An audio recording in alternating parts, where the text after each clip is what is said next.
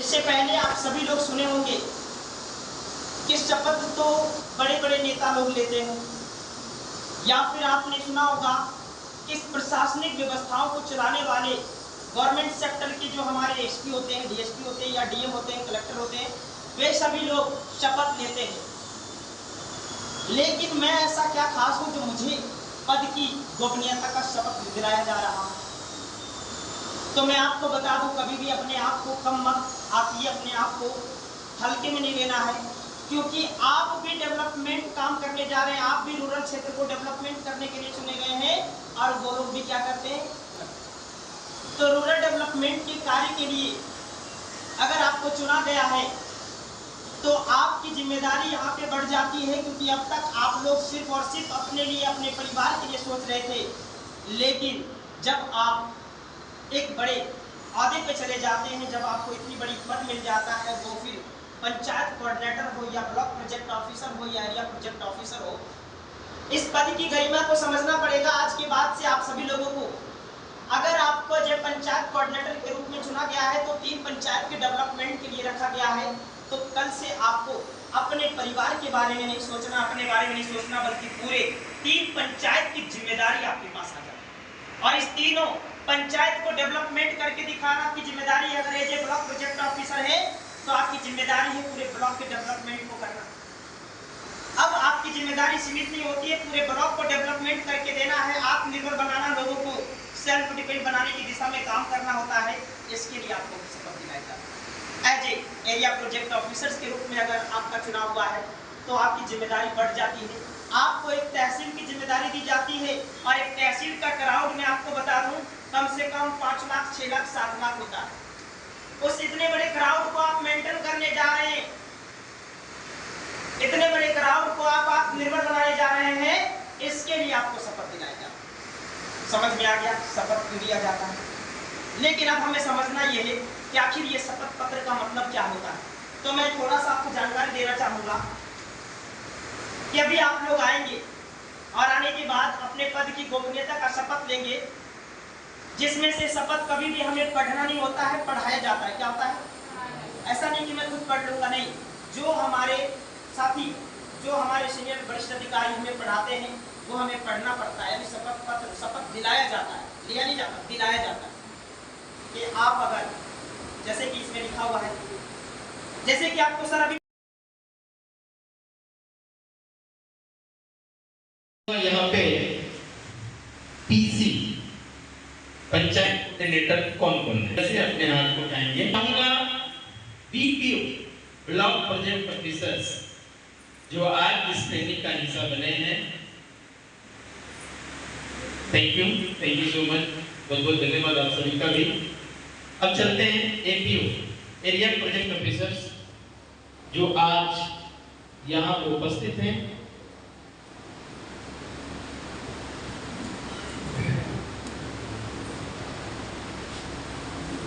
Ready? Okay, thank you. अब district project manager, जिला परियोजना पदाधिकारी, DPM, thank you so much.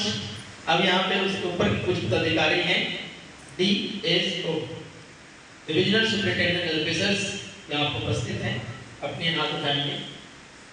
DSO, अच्छा, थैंक यू। बाकी ऊपर के और भी पदाधिकारी हैं जहाँ यहाँ उपस्थित हैं, आज सभी लोगों से परिचय भी कराई जाएगी। बहुत सारे लोगों को नया नया पोस्ट भी मिला है, जिसकी जिक्र हम लोग पीपीटी के माध्यम से करने वाले हैं। अब इस मीटिंग को आगे बढ़ाने के लिए मैं चाहूंगा हमारे बीच जो नवनियुक्त आज की इस मीटिंग में आए हैं, मैं शमशेर सर को आमंत्रित करना चाहूंगा। वो सर आएंगे और अपनी परिचय आप सबके बीच में देंगे। So welcome.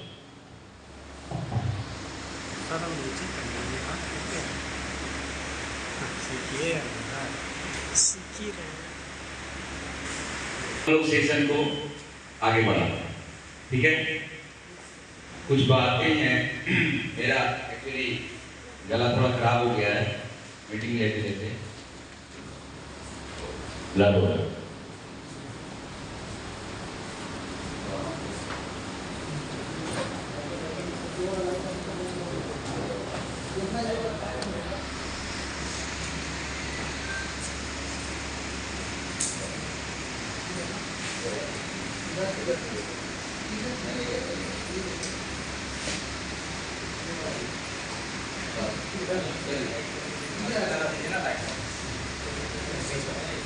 चलो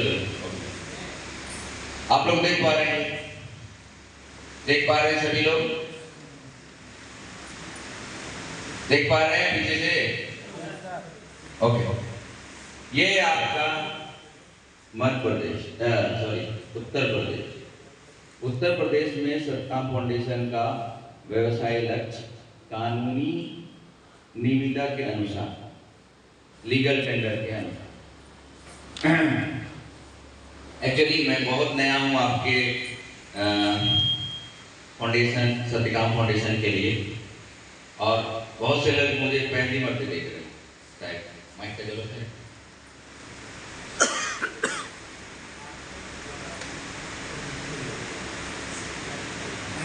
मेरी आवाज सबको आ रही है? Yes sir. की जरूरत पड़ रही है सत्ताम फाउंडेशन, राइट? अब क्या है कि आपके जो फाउंडर है, फाउंडर को आप पहचान रहे हैं, राइट?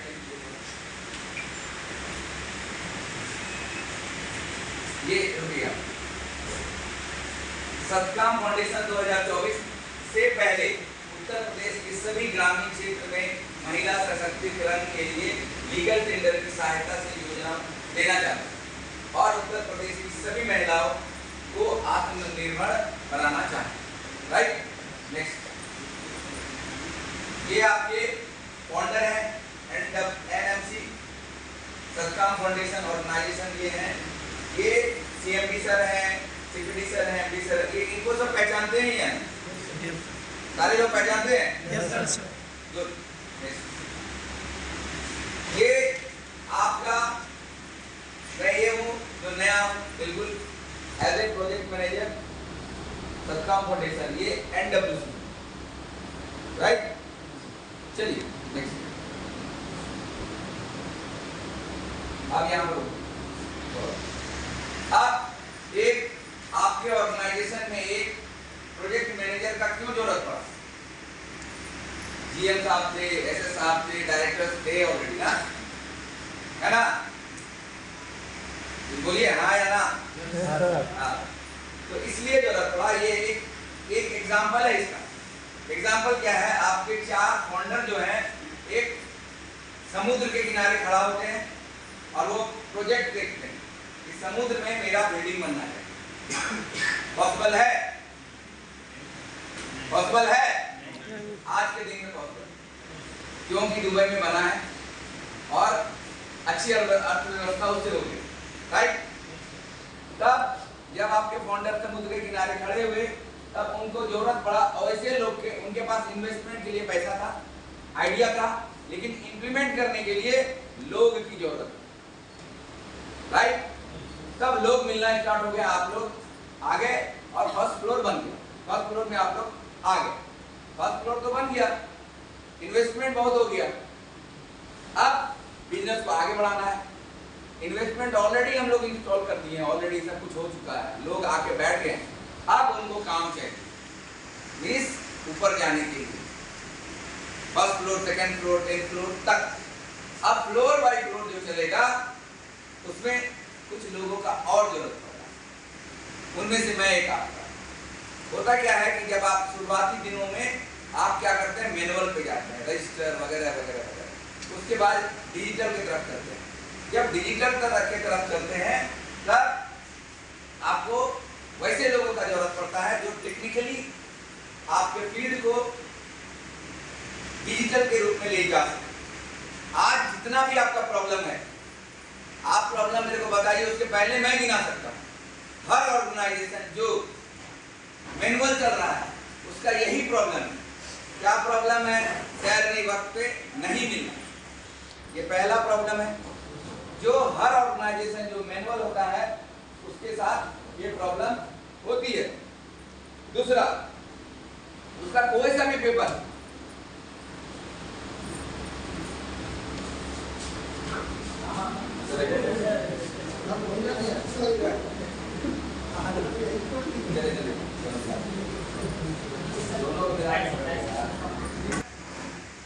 इधर देखें। अब क्या है, जब मैनुअली पे जाता है तो सारा प्रॉब्लम वहीं से स्टार्ट होता है। किसी को वक्त पे नहीं मिल रहा, सैलरी प्रमोशन सही से नहीं हो पा रहा है, उसका जो रिजल्ट है वो एक्चुअली चाहिए, राइट। अब उसका जो फॉर्मेट है पता नहीं हुआ, आदमी को पता है या नहीं पता, उन्होंने गलत भर दिया या सही भर दिया। अब वो कहां से जाएगा, step by step by step by step जाएगा, राइट। ये स्टेप कितना स्टेप है आपका, 5-6 स्टेप। उसके लास्ट स्टेप कहां पहुंचेगा, एनएमसी पहुंच गया। एनडब्ल्यूसी ने एनएमसी को फॉरवर्ड कर दिया अप्रूव करने के लिए। जब अप्रूव करने के लिए गए, बुलाने इसको चेक का जरूरत है, चेक करने की जरूरत है। अब जब चेक का प्रक्रिया अगर फिर से स्टार्ट हुआ यहाँ, तो ये कितना दिन लग